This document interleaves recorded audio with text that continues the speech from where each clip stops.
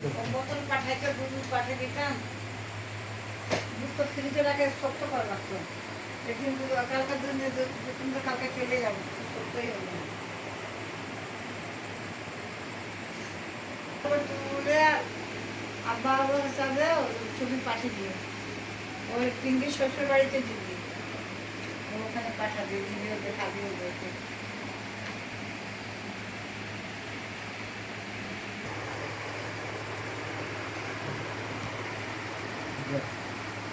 এই মোবাইলটা হেরে গেছিল না, কেমনটা পাওয়া গেল?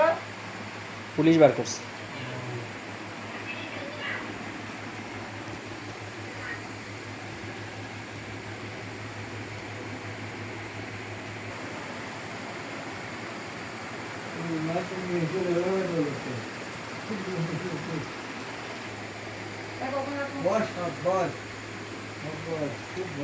ছবি তুলে জানা